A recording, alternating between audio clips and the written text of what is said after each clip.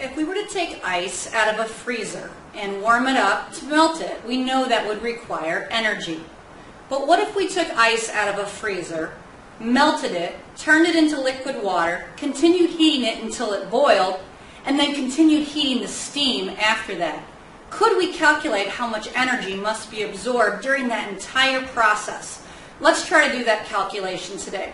We have a sample problem on the board. It reads, how many calories are needed to heat 50 grams of ice at a really cold temperature, negative 17 degrees Celsius, all the way up to steam at a really hot temperature of 115 degrees Celsius?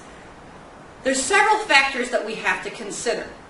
Let's draw ourselves a diagram to show what happens during those temperature ranges. Let's plot on the x-axis time. We're going to have to heat this ice for quite a long time in order to take it through these different phases. On the y-axis,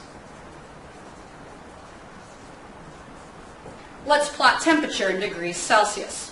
When we start out, the ice is at a really cold temperature of negative 17 degrees. At that temperature, we know that ice is frozen. It's a solid. We can gently give it some heat from either a Bunsen burner or a hot plate, and the temperature of the ice begins to rise. We know that the temperature will gradually increase until it reaches a very important temperature, and that is 0 degrees Celsius. At 0 degrees Celsius, we've reached the melting point of ice. Let's put that on our graph.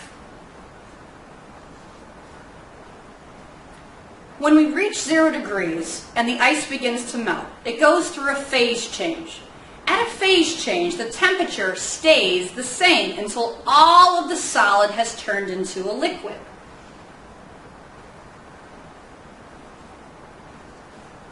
We show temperature being constant as a plateau.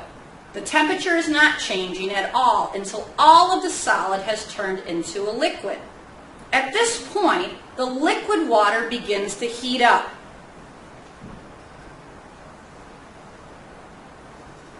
The temperature is going to rise until we hit another important temperature, and that's the boiling point of water. Water boils at 100 degrees Celsius. Let's put this on our graph as well.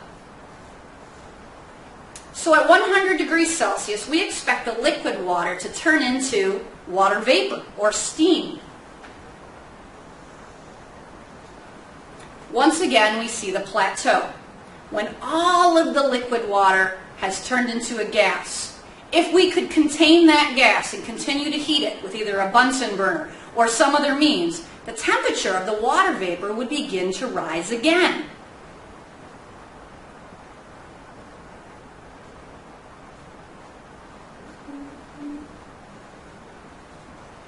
We can show that small segment on our graph as a line with a slope, an incline. The temperature is increasing. Let's talk about a few important things that are going on during this graph. During the first segment, we'll call that segment 1. We know that we're in the solid phase.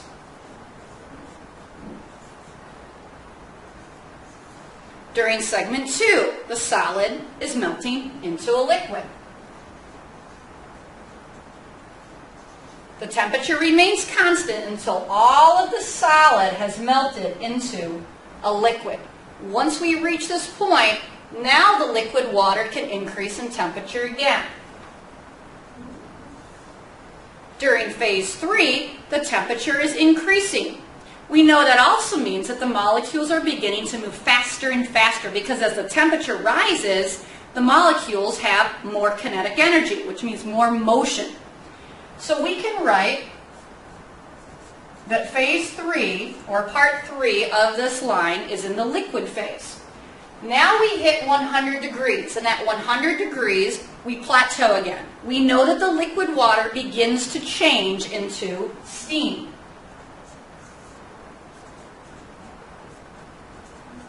We've reached the boiling point of water.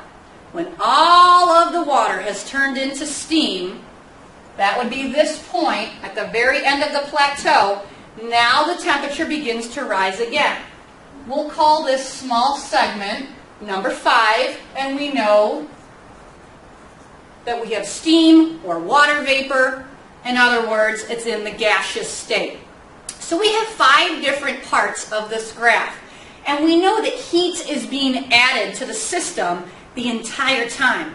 But how do we calculate how much heat is being added and how much total heat was gained in the entire process?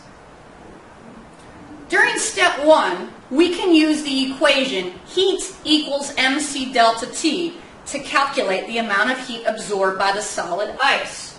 I'm going to use the variable Q to represent heat.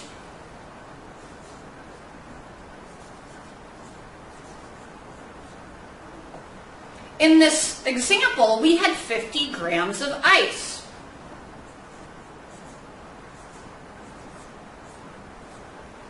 The variable C stands for specific heat capacity.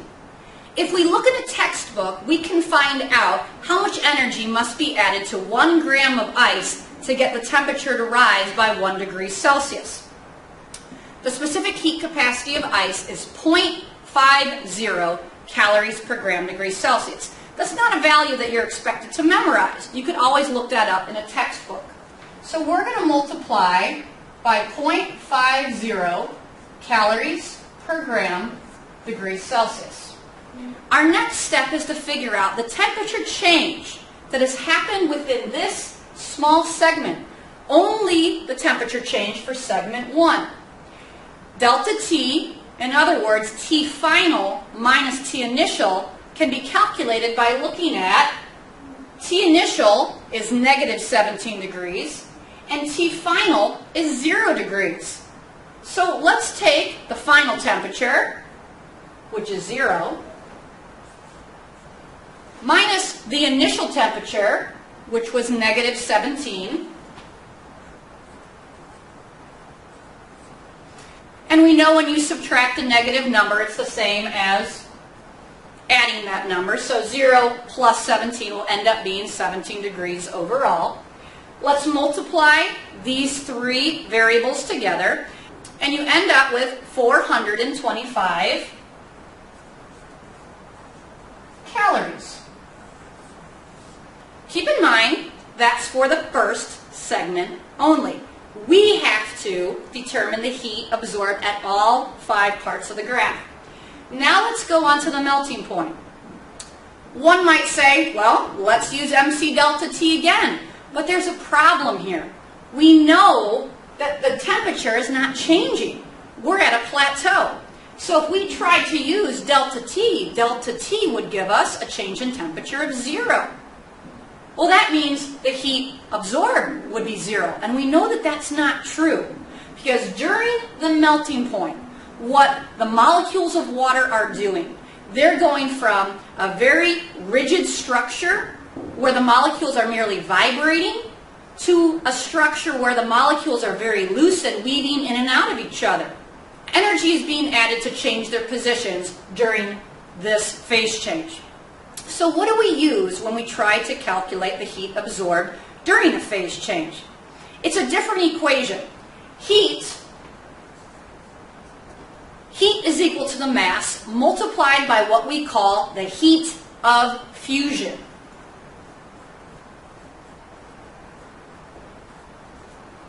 The heat of fusion, again, is a value that you can find in a textbook. The heat of fusion is the amount of energy that must be absorbed by 1 gram of material to make it melt. So if I look up the heat of fusion of water in a textbook, I find out it's 80 calories per 1 gram. Okay? So we're going to plug in first how many grams we had. We had 50 grams.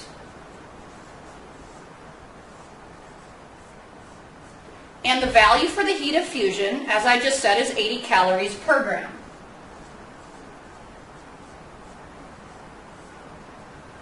And when you multiply those 2 values together, you should get 4,000 calories.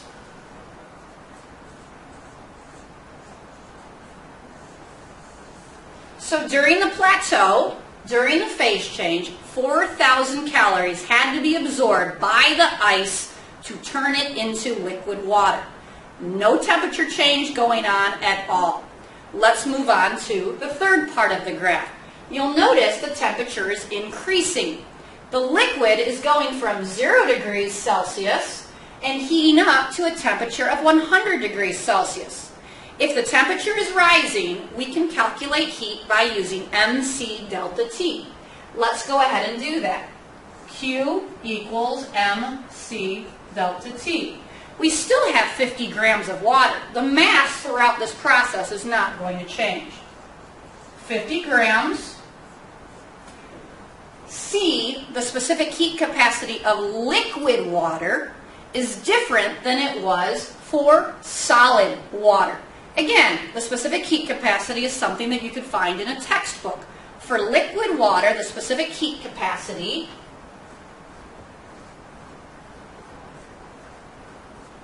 is 1 calorie per gram degrees Celsius. We can do a delta T by taking the final temperature.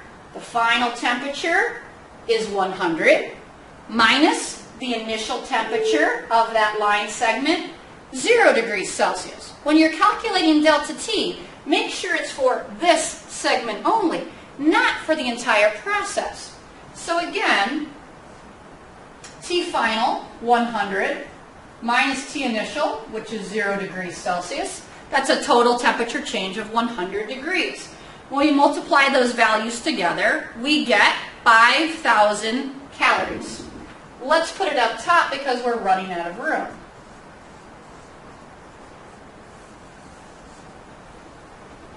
Part 4 of the graph brings us back to a plateau. We know that during a plateau, the temperature doesn't change.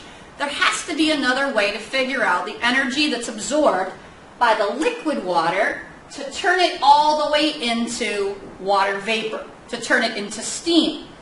Going back to the equation that we used before, when we were melting, we said that heat equals mass times the heat of fusion.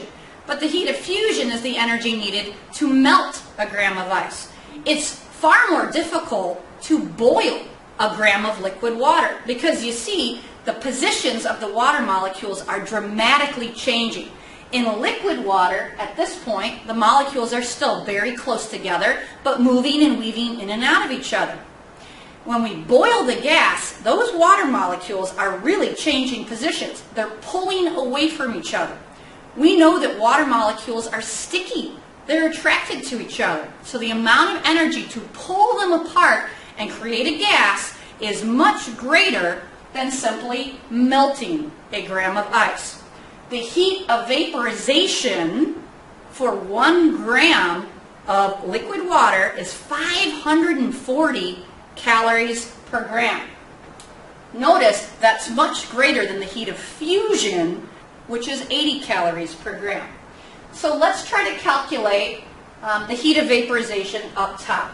We can say that Q equals the mass multiplied by the heat of vaporization. Again, the heat of vaporization is something I found in a textbook, and you can do that too. We still have 50 grams multiplied by 540 calories per gram. And this is going to be a really big number because, as I said, vaporizing a gram of liquid water is much more difficult to do than melting 1 gram of solid water. This gives us 27,000 calories for the heat of vaporization. But we're not quite done. Remember that fifth segment, that small segment that took steam at 100 degrees Celsius and increased the temperature to 115 degrees Celsius. You'll notice we had a small increase in our temperature right there. So if the temperature is rising, you can tell there's an incline, the temperature is getting hotter. We can use mc delta T to calculate the heat that was absorbed during that small segment. So let's do segment 5 right here. Q equals mc delta T, 50 grams of steam. The specific heat capacity for water in the gaseous state is different from the specific heat capacity of liquid water and solid water. So if I look this value up in a textbook, it's 0.48 calories per gram degree Celsius.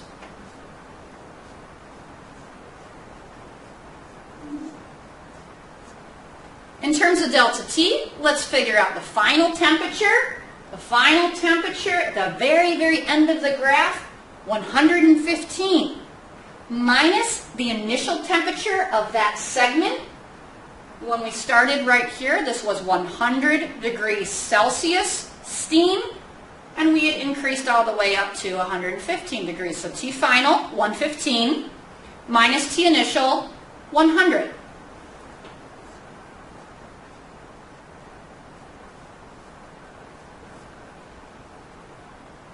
When we calculate, we get 360 calories.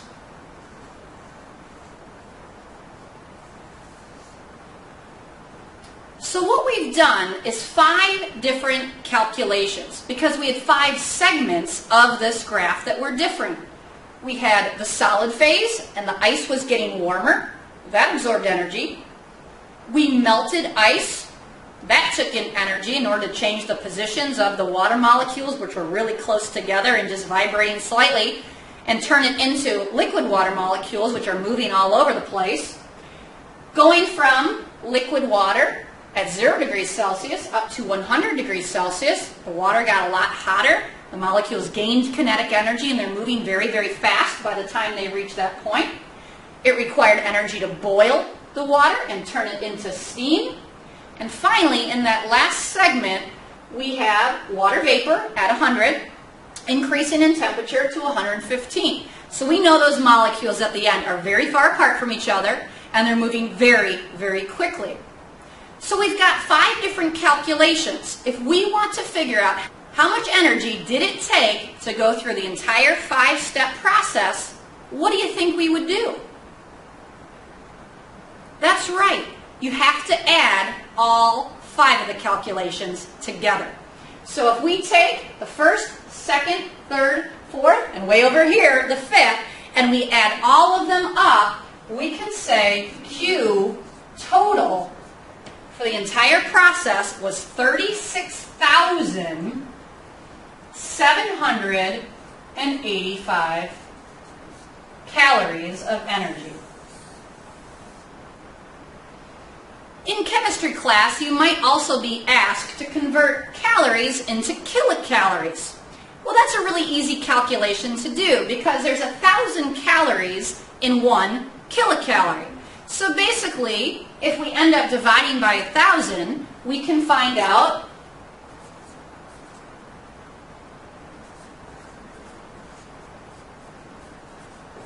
that it took about 36.785 kilocalories to go through this process.